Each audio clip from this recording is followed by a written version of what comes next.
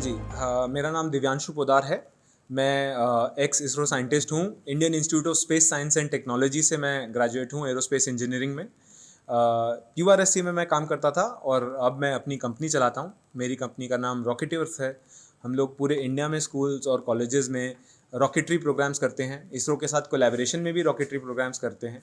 इसके अलावा हम इसरो के लिए ऑफिशियल मर्चेंडाइज बनाते हैं, जिसमें हम इसरो के रॉकेट्स और सैटेलाइट्स के मॉडल्स और इसरो की ब्रांडेड अलग अलग छोटी मोटी चीज़ें, ट्रिंकेट्स, की चेन्स, डायरीज़, टी शर्ट्स, ये सब चीज़ें लोगों के लिए अवेलेबल करते हैं ताकि लोग फ़ख्र से इसरो के बैज को अपने ज़िंदगियों में डाल सकें, पहन सकें। जैसे मैंने ये टी शर्ट पहन रखी है। मेरे को भी बहुत उम्मीदें हैं। जब मैं इसरो में था तब मैं खुद भी चंद्रयान 2 की टीम पे था और हम काफ़ी एक्साइटेड हैं ये मिशन को लेकर। अगर ये मिशन सक्सेसफुल होता है तो हम पिछले 40 साल में दूसरा ऐसा देश होंगे, चौथा या पांचवा नहीं, दूसरे ऐसे देश होंगे जो पिछले 40 साल में सक्सेसफुल सॉफ्ट लैंडिंग करेगा। कई देशों ने अटेम्प्ट किया है, इज़राइल ने, जापान ने, अभी रिसेंटली रशिया ने। कोई सक्सेसफुल नहीं हो पाया है। जो इसरो पे, जो चांद पे सॉफ्ट लैंडिंग का मिशन है वो काफ़ी ज़्यादा डिफ़िकल्ट है और चांद बिल्कुल भी कोई मर्सी ये नहीं लेता है किसी भी मिशन पे। वो सभी मुश्किलों से गुजर कर किसी भी स्पेस ऑर्गेनाइजेशन को ये मिशन सक्सेसफुल करना होगा। तो हमारी काफ़ी उम्मीदें जुड़ी हैं और मेरे को लगता है कि इसरो ने इस बार जो मिशन बनाया है वो काफ़ी ज़्यादा रोबस्ट है और उसके अंदर बहुत ज़्यादा अच्छे सेफ्टी प्रिकॉशंस लिए गए हैं और हम ज़रूर सक्सेसफुल होंगे। दोनों मिशंस में काफ़ी ज़्यादा फ़र्क है।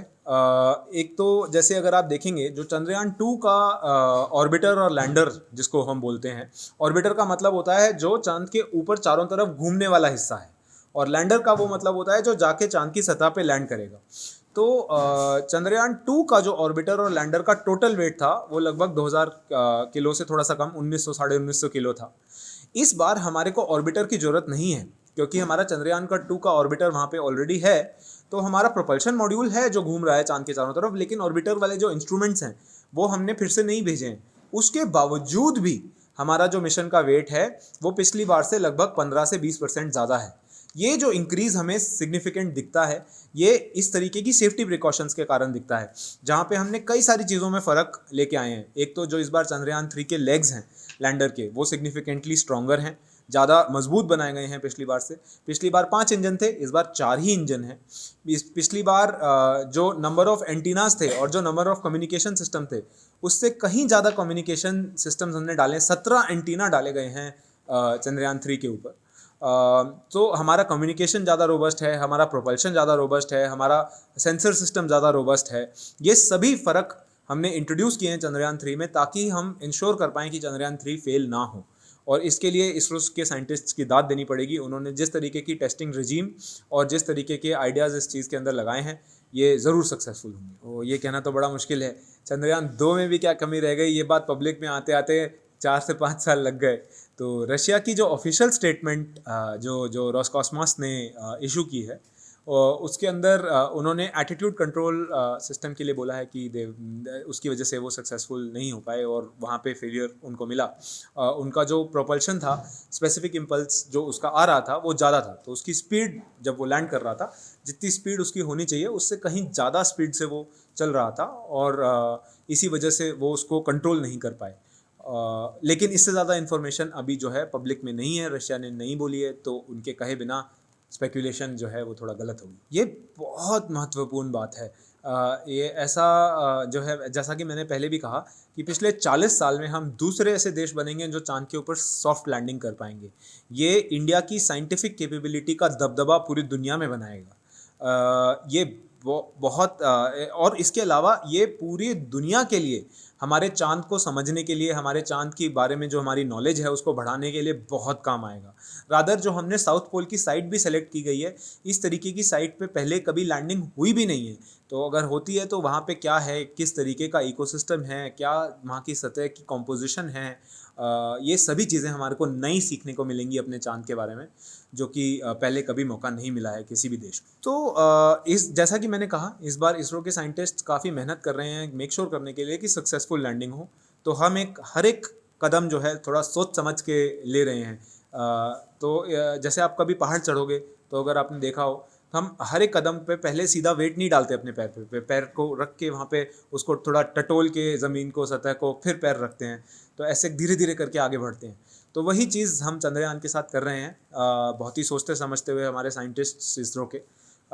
तो अब जो है उनकी ये कोशिश रहेगी कि कल ही लैंड हो, लेकिन अगर कभी भी पूरे प्रोसेस में हमारे को कहीं पे भी कोई भी छोटी से छोटी चीज़ भी गड़बड़ लगती है, थोड़ी सी भी नॉमिनल से ऑफ नॉमिनल, जिसको टेक्निकल टर्म्स में बोला जाता है कि भाई आपकी प्रेडिक्शन है ये नॉमिनल है, तो उससे थोड़ा भी अलग, थोड़ा भी इधर या उधर अगर कोई चीज़ लगती है, चाहे वो लैंडिंग साइट हो, चाहे वो सन का एंगल हो, चाहे वो प्रोपल्शन सिस्टम हो, चाहे वो एटीट्यूड मैनेजमेंट हो, चाहे वो कोई भी और सिस्टम या सेंसर बेस हो, अगर कहीं पे भी हमारे को कोई भी इस तरीके की डिस्क्रिपेंसी दिखती है तो इसरो के साइंटिस्ट सेफ्टी और प्रिकॉशन पहले लेके वो लैंडिंग को अबॉर्ट करके चंद्रयान को चांद के चारों तरफ एक और चक्कर लगाने देंगे और फिर अगली बार लैंडिंग अटेम्प्ट की जाएगी। ये मेक श्योर किया जाएगा कि जब भी लैंडिंग का अटेम्प्ट हो वो सक्सेसफुल हो। तो चंद्रयान 2-3 का आपने सुना होगा कि जो इसका लाइफ है वो एक लूनर डे का बोला जा रहा है।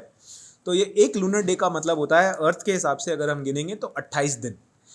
चंद्रयान 3 को इस हिसाब से लैंड किया जा रहा है कि वो ऐसी जगह पे जाके लैंड हो जहाँ पे सूरज उगा हुआ हो, और क्योंकि ये साउथ पोल का रीजन है तो ये ऐसा रीजन रहेगा जहाँ पे 14 दिन लगातार सूरज उगा हुआ रहेगा। 14 दिन बाद ढलेगा। और इसके अंदर जो बैटरी सिस्टम प्रोवाइड किया गया है वो इस हिसाब से प्रोवाइड किया गया है कि वो अगले 14 दिन की बैटरी लाइफ दे पाए। तो एक लूनर डे का पूरा लाइफ स्पैन हमें मिलेगा जिसके अंदर हम चांद को स्टडी कर पाएंगे। हमें क्या मिलेगा क्या नहीं मिलेगा ये अभी स्पेकुलेट करना तो बड़ा मुश्किल बात है, बट यस ये बात ज़रूर है कि चंद्रयान 1 ने चांद पर पानी डिस्कवर किया, वो बहुत बड़ी उपलब्धि थी। और इस चीज़ को अब हम ज़्यादा अच्छे से समझ पाएँ, कितना पानी है, कितनी गहराई पर है, गीला मतलब पानी के फॉर्म में है या आइस के फॉर्म में है, बर्फ़ के फॉर्म में, क्या हम उसको एक्सट्रैक्ट कर सकते हैं, क्या हम उसको क्या हम उसको किस किस चीज़ में यूज़ कर पाएंगे, कितना उसको प्रोसेस करना पड़ेगा, ये सभी चीज़ों के बारे में ये स्टडी चंद्रयान करने की कोशिश करेगा।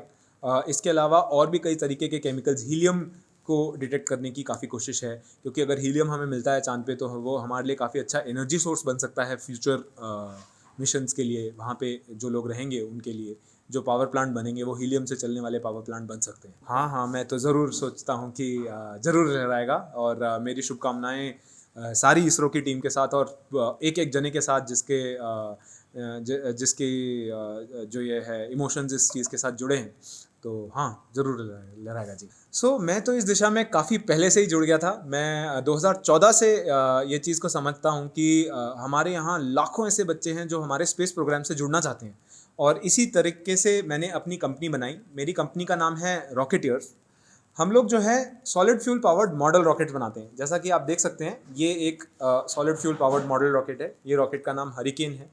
ये इस तरीके के इंजन से चलता है। ये सॉलिड फ्यूल रॉकेट इंजन है। इसके अंदर यहाँ पे आप देखेंगे तो आपको रॉकेट की नोजल दिखेगी, ये एंड सील दिखेगी, इसके बीच में रॉकेट का फ्यूल होता है, इसका इग्निशन सिस्टम होता है, इसका लॉन्च पैड होता है। ये कई तरीके के अलग अलग मॉडल्स के अंदर आता है। जैसे कि एक और मॉडल है, ये एक और छोटा मॉडल है।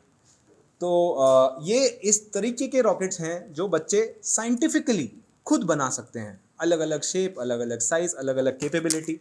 ये रॉकेट्स अलग अलग हाइट तक जा सकते हैं। 300 फीट से लेके 1200 फीट तक की हाइट तक ये रॉकेट्स जाते हैं।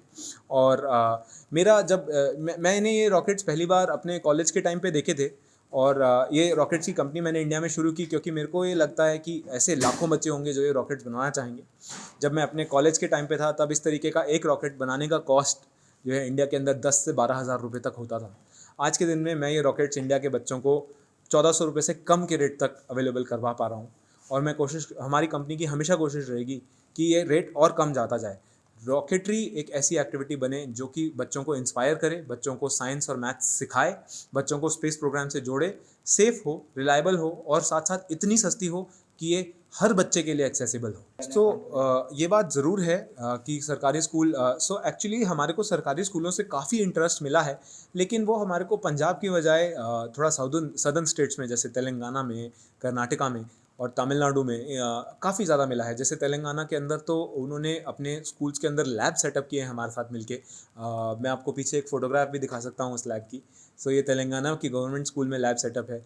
ये 10 साल लाइफ स्पैन है लैब का, और हज़ारों बच्चे ये लैब में रॉकेट डालते हैं। ऐसे ही टाटा कॉफ़ी ने एक CSR इनिशिएटिव चलाया हुआ है, जिसमें वो लोग गांव-गांव में जाकर बच्चों के साथ ये रॉकेटरी की एक्टिविटी करते हैं। उन्होंने ये रॉकेटरी की एक्टिविटी ऑलरेडी 2500 से ज़्यादा बच्चों के साथ की है पिछले 3 से 4 महीने में, और वो और भी करेंगे। तो ये जो है अब धीरे धीरे जाके हम बच्चे बच्चे तक पहुंचने की कैपेबिलिटी रख रहे हैं। जहां जब हमने शुरू किया था 2013-14 में, पूरे इंडिया में ऐसे 500 रॉकेट भी उड़ जाते थे, तो बहुत बड़ी बात थी। हम 2019 तक प्री पैंडेमिक में इस लेवल पे आ गए थे कि हमने 65,000 रॉकेट साल के उड़ाए। और 2020 वो साल होता जब हम 1 लाख रॉकेट उड़ाते पहली बार। लेकिन 2020-21 की कहानी तो सबको पता है। लेकिन 2023 में हम वापस उस लेवल पे पहुंच रहे हैं जहाँ पे 60-70 हज़ार रॉकेट साल के हो जाएंगे। तो मेरे ख्याल से 2024 वो साल बनेगा जब इंडिया पहली बार 1 साल के अंदर अंदर में 1 लाख रॉकेट से ज़्यादा उड़ाएगा।